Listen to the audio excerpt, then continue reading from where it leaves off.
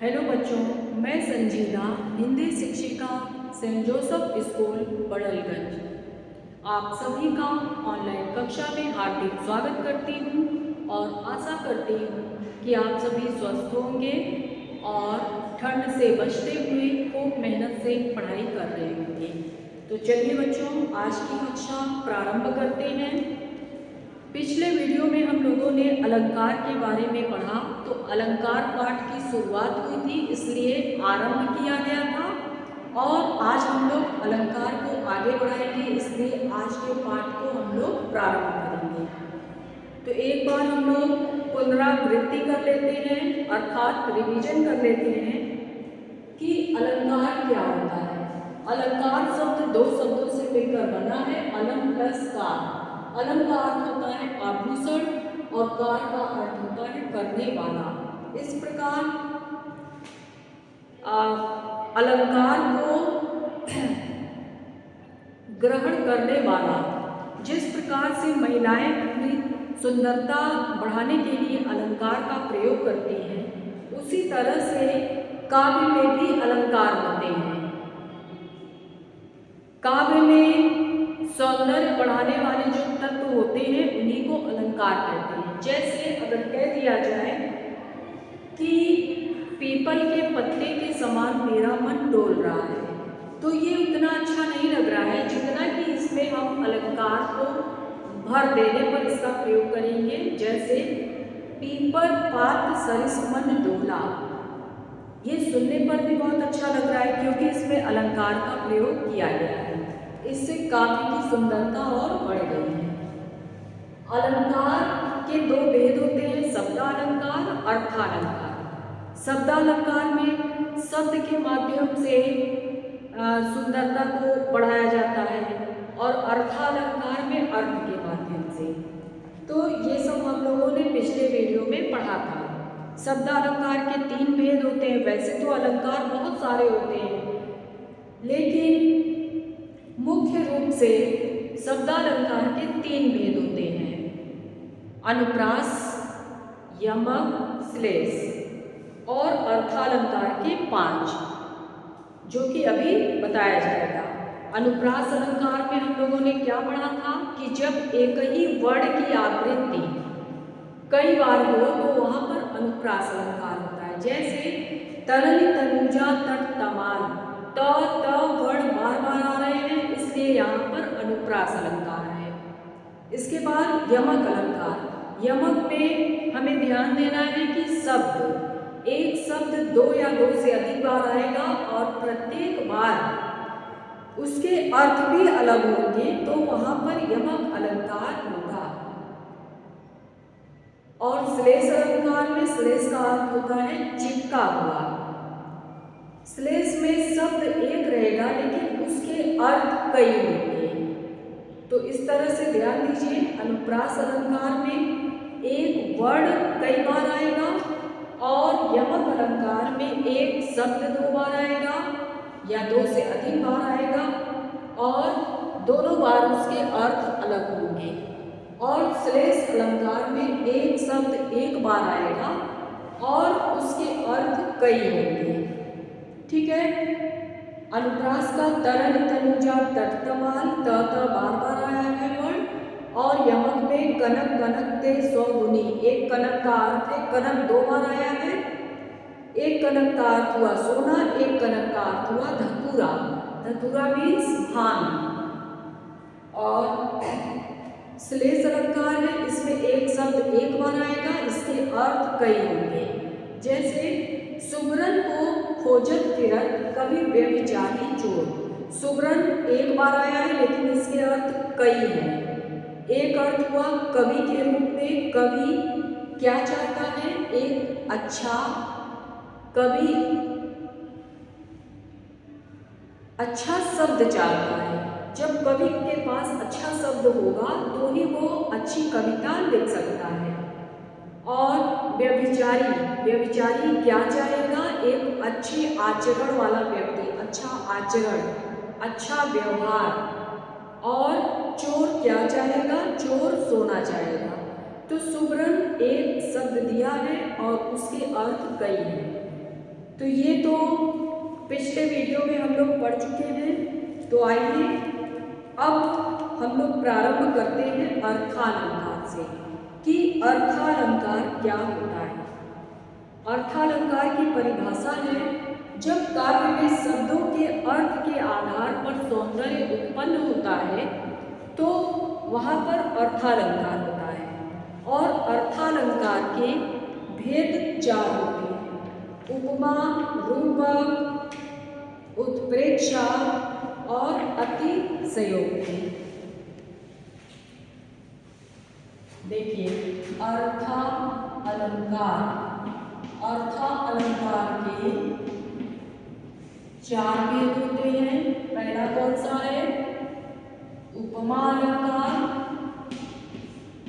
दूसरा कौन सा है? उत्प्रेक्षा अलंकार।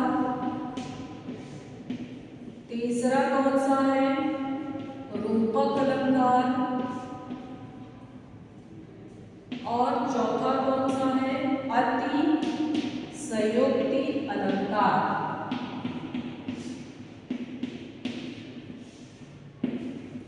उपमा अलंकार में क्या होता है? समानता की जाती है, एक दूसरे से समानता। जैसे चंद्र सा मुख, इसमें पहचान के लिए ट्रिक बता दें। उपमा में जहां भी आपको सा, से, सी, समान, सदृश आदि दिखे, ये सभी आपके उपमा अलंकार के अंतर्गत आते हैं। और उत्प्रेक्षा में जन्म, इसको आप लोग नोट कर लीजिएगा, जानो, मानो, मनहु, जनमु आदि। और रूपक में क्या होता है? रूपक में उस चीज को एकदम मान लिया जाता है। और इसको पहचानने की ट्रिक है, इसके बीच में योजक चिन्ह लगा होगा। अतिशयोक्ति में जो भी बातें होती हैं, बातों को बढ़ा चढ़ाकर कहा जाता है। बातों को बढ़ा चढ़ाकर कहना। अब आप लोग ध्यान से सुनिए। उपमा अलंकार में आपको सा से सी, अगर अर्थ नहीं भी समझ में आ रहा है तो अगर आपको सा से सी, सदृश, समान, सम आदि शब्द देखे तो आप समझ जाएंगे कि इसमें उपमा अलंकार है। जैसे चंद्र सा मुख, मुख को किसके समान माना गया है? चांद के समान। चंद्र सा मुख, तो इसमें उपमा अलंकार है। उत्प्रेक्षा अलंकार में क्या होता है? जन्म, जानो, जनमु, जानो, मनहु, मानो। ठीक है, इसका मतलब उत्प्रेक्षा में संभावना की जाती है कि वो काम ऐसा है मानो। जैसे सोहत ओढ़े पीठ पर श्याम सलोने का, मनहु नीलमणि सैल पर आतप पर्यो प्रभात। मनहु, तो अगर इसका अर्थ आपको नहीं आ रहा है तो आप मनहु देखकर समझ जाएंगे कि यहाँ पर उत्प्रेक्षा अलंकार है। उपमा में तुलना की जा रही है, उत्प्रेक्षा में संभावना की जा रही है। और रूपक में क्या होता है? इसको पहचानने की ट्रिक है कि आपको शब्दों के बीच में योजक चिन्ह दिखाई पड़ेगा और रूपक में उस चीज को मान लिया जाता है। इसमें संभावना या तुलना नहीं की जाती, इसमें उस चीज को मान लिया जाता है। जैसे मैया मैं तो चंद्र खिलौना लय हो, तो चंद्र खिलौना हम जब भी लिखते हैं, यहाँ देखिए चंद्र खिलौना, चंद्र खिलौना, जब भी हम चंद्र खिलौना लिखेंगे इसके बीच में ये योजक चिन्ह होगा। तो अगर आपको नहीं भी कुछ समझ में आ रहा है तो आप योजक चिन्ह को देखकर समझ जाएंगे कि यहाँ पर रूपक अलंकार है। चंद्र खिलौना मतलब श्री कृष्ण अपनी माँ से कहते हैं कि मैं तो चांद को ही खिलौने के रूप में लूंगा, चांद के समान नहीं। मैं चांद को ही लूँगा खेलने के लिए। इसका मतलब कि चंद्र खिलौना चांद को ही लूँगा, चांद को खिलौना मान लिया गया है। और अतिशयोक्ति अलंकार में क्या होता है, बातों को बहुत ही बढ़ा चढ़ा कर कहा जाता है।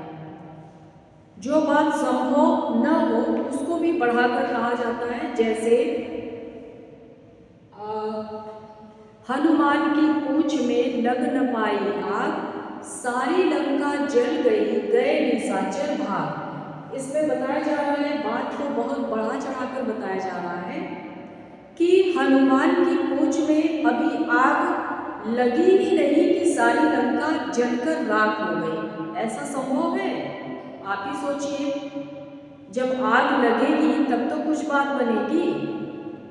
ऐसा संभव नहीं है। बातों को बहुत बढ़ा चढ़ाकर कहा जा रहा है कि हनुमान की पूंछ में अभी आग लगी भी नहीं कि सारी लंका जल गई और गए निशाचर भाग। वहाँ पर जितने भी लोग थे सारे लोग वहाँ से भाग गए।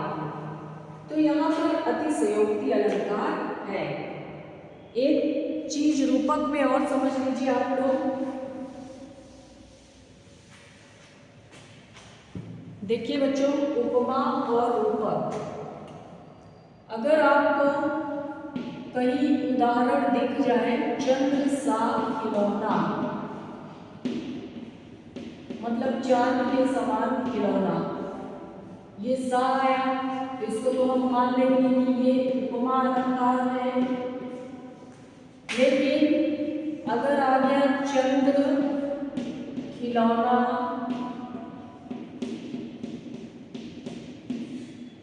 तो यहाँ पर रूपक अलंकार है, क्योंकि यहाँ सा दिया हुआ है और यहाँ पर योजक चिन्ह दिया गया है। तो ये सा लिखा है उपमा अलंकार और योजक चिन्ह दिया है ये रूपक अलंकार। और अगर कहीं प्रश्न में आ जाए चंद्र योजक चिन्ह के साथ अगर सा आ जाता है, चंद्र योजक चिन्ह सा खिलौना, तो इसमें तो दोनों आ गया, तो दोनों में आपका उत्तर क्या होगा? सा भी है और योजक चिन्ह भी है, तो दोनों में आपका उत्तर क्या होगा? दोनों में आप प्रथम वरीयता किसको देंगे? सा को देंगे। उपमा, उपमा ही आप लगाएंगे, ठीक है। सा आता है तो उपमा, योजक चिन्ह आता है तो रूपक, और योजक चिन्ह के बाद अगर सा आ जाता है तो भी उपमा ही होगा। तो बच्चों, अलंकार आप सबको समझ में आ गया होगा। इस वीडियो को बार बार देखिए और इसका PDF भेज दिया जाएगा। आप लोग अपनी बुक और कॉपी में लिखकर अच्छे से याद कर लीजिएगा, ठीक है बच्चों। तो उम्मीद करती हूँ आप सबको समझ में आ गया होगा। खूब मेहनत से पढ़ाई कीजिए। तो अब आज के लिए बस इतना ही। धन्यवाद।